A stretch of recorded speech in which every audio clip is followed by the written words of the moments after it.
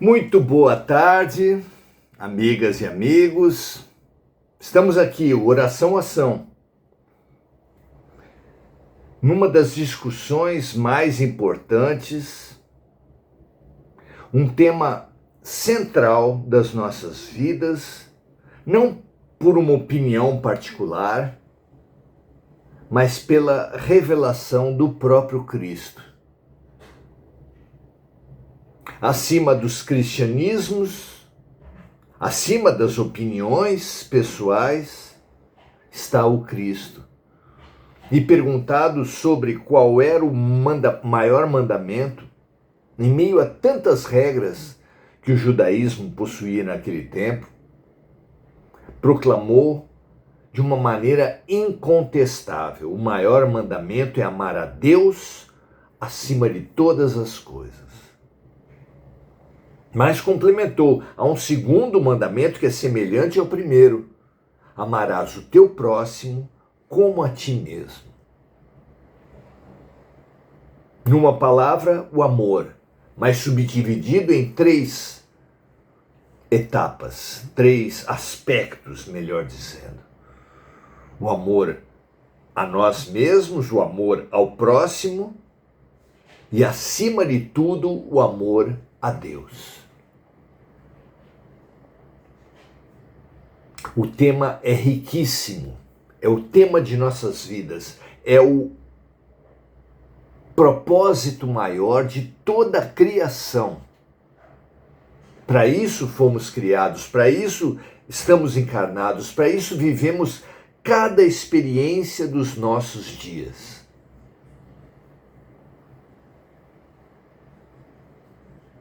Há tanto tempo, as melhores mentes da humanidade discutem qual o sentido da vida.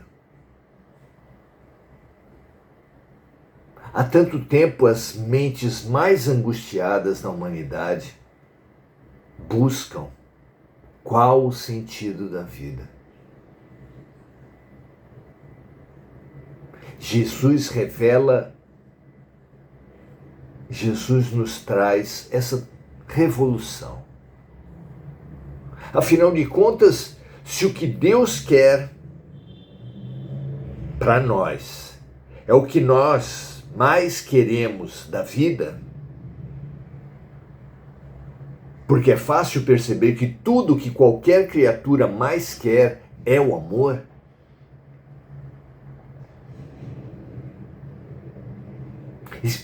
estamos numa posição desconcertante. Se o que Deus mais quer de nós é o que nós mais queremos da vida, por que não alcançamos? O motivo é claro.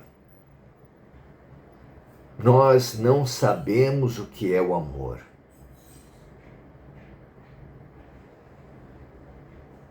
E, se não sabemos o que é uma coisa, não podemos encontrá-la. Imagine que eu pedisse para você encontrar uma coisa na sua casa.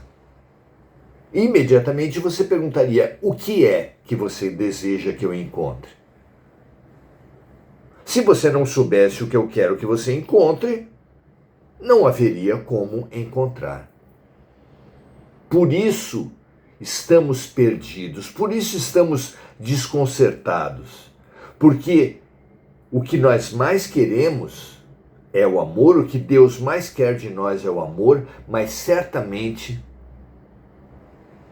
o que Jesus revelou, praticou, ensinou como sendo amor, está longe de ser o que nós pensamos. Nós dizemos amar nossos times de futebol, amar pizza. Nós amamos nossos ídolos da música, da política, da religião. Nós saímos na noite para fazer amor. Decididamente, nós não sabemos o que seja amor. E exatamente por isso é que nós necessitamos estudar o triplo amor revelado por Jesus. E para isso, nada mais essencial do que o evangelho do amor. Todos nós sabemos, os evangelhos foram escritos por 4 discípulos, ou 4 evangelistas, já que Marcos não era discípulo de Jesus, não discípulo direto, pelo menos.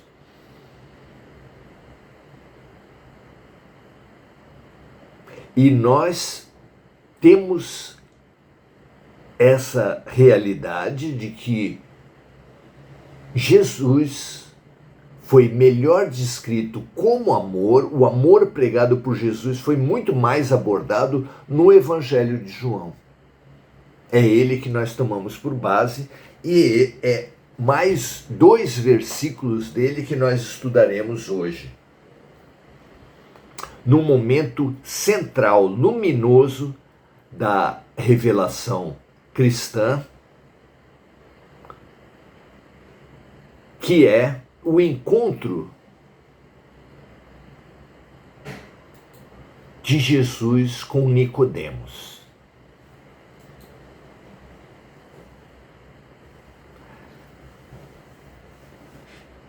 Nicodemos era uma das maiores lideranças do judaísmo.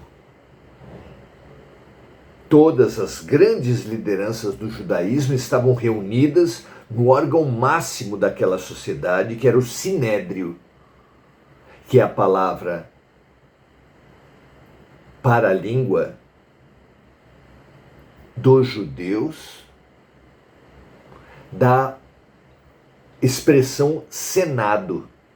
Senado está para os romanos, assim como Sinédrio está para os judeus. Era o órgão máximo. O líder do Senado, o sumo sacerdote, era ainda mais importante do que era o líder do Senado para os romanos.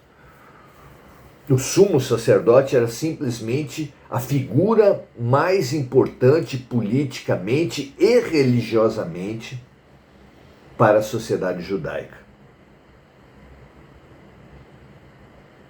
Imaginamos nós que ao tempo de Jesus, uma das piadas recorrentes, motivo de largas gargalhadas entre os membros do Sinédrio, era exatamente aquilo que possivelmente eles considerassem o enganador de multidões. A sociedade judaica produziu profetas, rabis, mestres, em profusão, em grande quantidade. E cada um que surgia novo era ao mesmo tempo motivo de medo do Sinédrio, porque era uma autoridade que os próprios membros do Sinédrio não possuíam, e justamente por causa desse medo era motivo de chacota, de perseguição, de humilhação por parte dos poderosos da Judéia. Nesse ambiente, então, de falar mal do novo profeta, que veio depois de João Batista, Jesus de Nazaré, ora, o que de bom pode nascer da Galileia? O que de bom pode nascer de uma aldeia insignificante, de uma região insignificante, como era Nazaré, perante a Galileia, perante a Judéia? Riam eles às gargalhadas. Como pode alguém que nasce em Nazaré querer ter um papel relevante? Alguns chegam a dizer que ele é o próprio Messias. Ridicularizavam aqueles homens. Pois um deles, exatamente o nosso personagem, o nosso Nicodemos,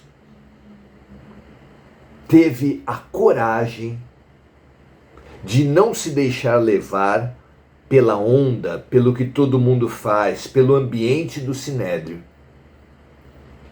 Não apenas ele não caiu no senso comum Não recaiu na mesma atitude dos seus pares, dos seus colegas de sinédrio,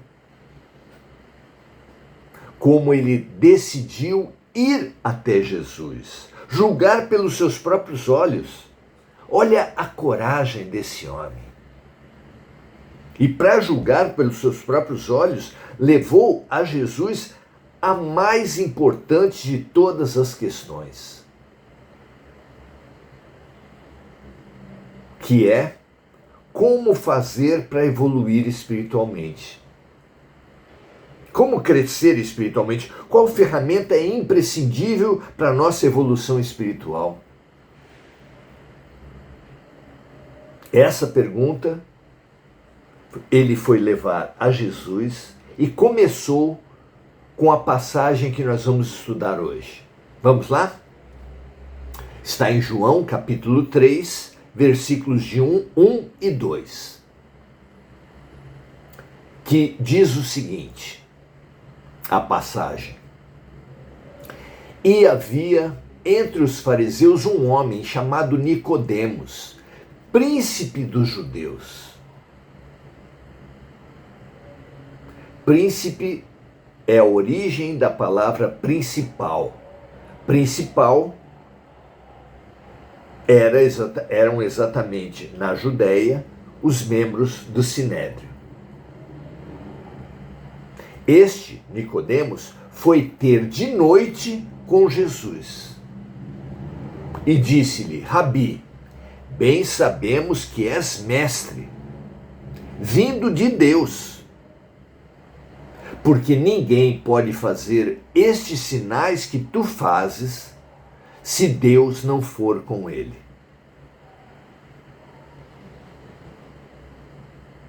Um dos principais, um dos homens mais importantes do órgão máximo de Israel, leva a questão mais importante espiritual e com uma atitude como essa, de reconhecimento de um filho de carpinteiro, nascido na Galileia, nascido em Nazaré. Esse Nicodemos tem algumas qualidades fundamentais. Essa passagem é extremamente simbólica. Fala de alguém abrindo mão de posições de orgulho para encontrar o amor. A nossa trajetória é exatamente do orgulho ao amor. Vejam a importância disso. O que é preciso para nós avançarmos nessa trajetória do orgulho ao amor? A humildade.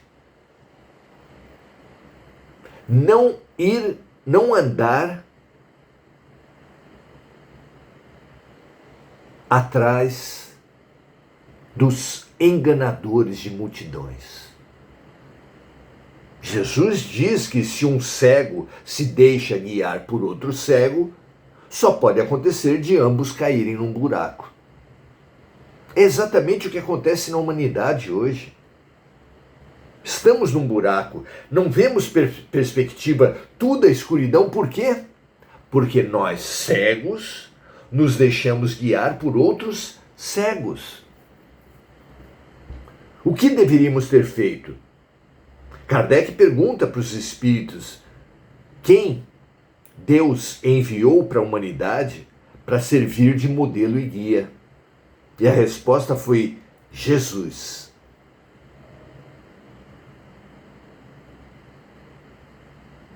Minhas amigas, meus amigos, o que fazer diante de um modelo e guia nós que estamos perdidos? Que pergunta levar para ele? Com que atitude devemos fazer essa pergunta? Bom, em primeiro lugar, a pergunta é essa que Nicodemos trouxe a Jesus. Que fazer para evoluir espiritualmente? Qual o caminho? É a grande pergunta para quem está perdido. Mas não basta fazer a pergunta correta, é preciso atitude correta. E mais uma vez acertou Nicodemos. Fez a pergunta correta, qual o caminho, com a atitude correta. Reconhecimento espiritual a Jesus. Da parte dele, que era um dos príncipes em Israel.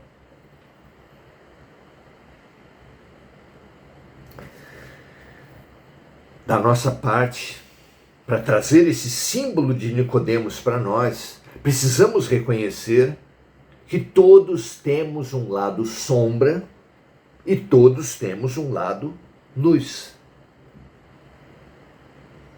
Isso é próprio da posição intermediária que a nossa humanidade assume nesse processo evolutivo. Nós somos aquele ser da esfinge, tanto representado nas culturas da antiguidade. Um ser meio animal, meio humano. Somos nós, intermediários entre sombra e luz, entre a animalidade e a humanidade. E o desafio da esfinge é atualíssimo para todos nós ao nos desafiar: decifra-me ou te devoro. Decifrar a esfinge, ao nosso ver, é saber que a esfinge representa o ser humano nesse nosso estágio.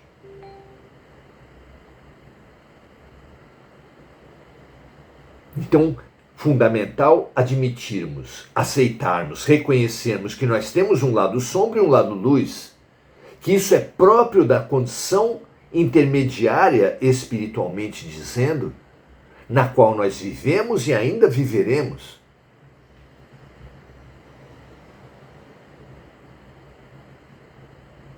Negar uma influência externa já é alienante. Mas negar uma tendência interna, uma sombra, é fazer-se dirigir por ela. Como um carro cujo volante está puxando para a direita. Se você não souber disso, se você não reconhecer esse problema, o seu carro será dirigido pela sombra, pelo defeito, pelo problema dele. E você terá um desastre no primeiro poste. Da mesma forma, de outras vidas, todos nós trazemos más tendências em nosso inconsciente. Ou seja, nós não temos consciência dessas más tendências que trazemos de outras vidas pela dádiva divina a todos nós do esquecimento. Mas as más tendências continuam lá. E no viver, essas más tendências afloram. E o que é necessário, o que é urgente para todos nós, é perceber, nas situações concretas, essa eclosão, essa emersão das nossas más tendências.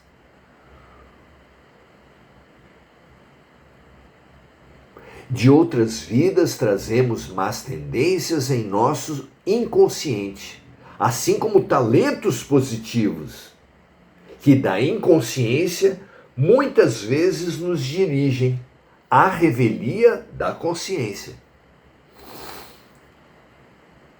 Quando fazemos algo do que não nos julgávamos capazes e dizemos, eu me desconheci, estamos falando maior verdade do que supomos. A única maneira de não sermos dirigidos, mas dirigirmos nossas vidas, é conhecermos, acolhermos e bem utilizarmos nossas sombras. Sim, nossas sombras são riquezas, se aceitas, reconhecidas, trabalhadas. É dessa forma que um alcoólico em abstinência pode ajudar outros alcoólicos, como fazem nos Alcoólicos Anônimos. Se você sofreu abusos, violências na sua infância, você admitir isso como um tema da sua vida, trabalhar esse tema em psicoterapia, no trabalho de ajuda a outras pessoas, você se superará, você se sublimará, porque é dando que se recebe, é perdoando que se é perdoado, é ajudando na transformação dos outros. A morte simbólica é morrendo que se vive, é nos transmutando, nos transformando, que nós seremos vivificados.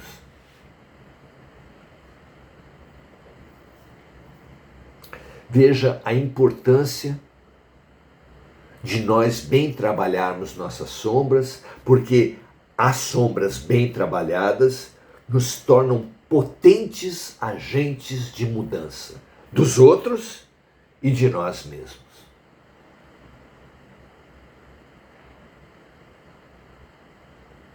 Quando trazemos o inconsciente sombrio à consciência, somos como Nicodemos buscando Jesus. Quando tomamos as nossas sombras, lidamos, enfrentamos essas nossas sombras e nos dispomos a servir com as nossas sombras, apesar de nossas sombras,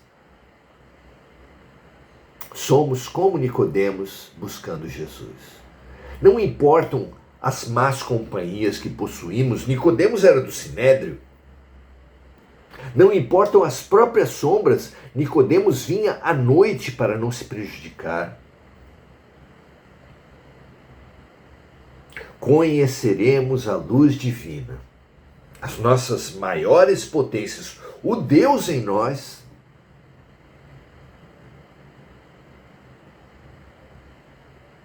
quando tivermos essa humildade, essa independência, essa lucidez, ainda que ensombrecida pela vergonha, pela timidez, como foi para Nicodemos, busquemos Jesus. Levemos a Jesus nossa questão. Com humildade, coragem, ainda que com medo.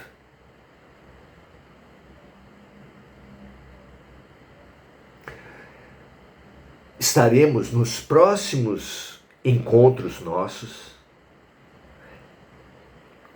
refletindo, estudando, versículo por versículo, esse luminoso encontro de Nicodemos com Jesus. Hoje começamos pela atitude.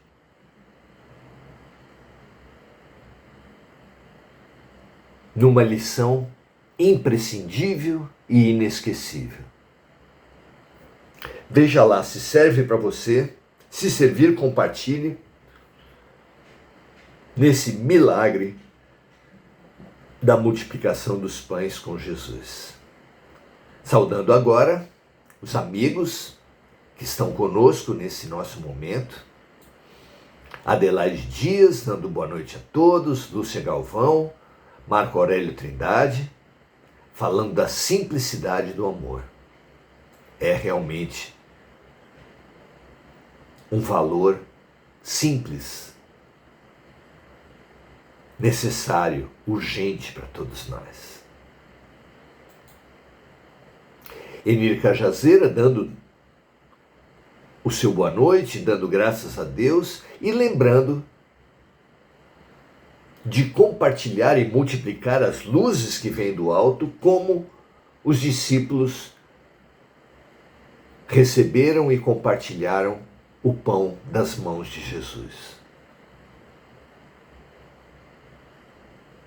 Muito bom ter cada um de vocês aqui. Que essa reflexão que hoje começa, dessa luminosa passagem, desse luminoso encontro do homem velho com o homem novo, do ego com o self, do orgulho com o amor,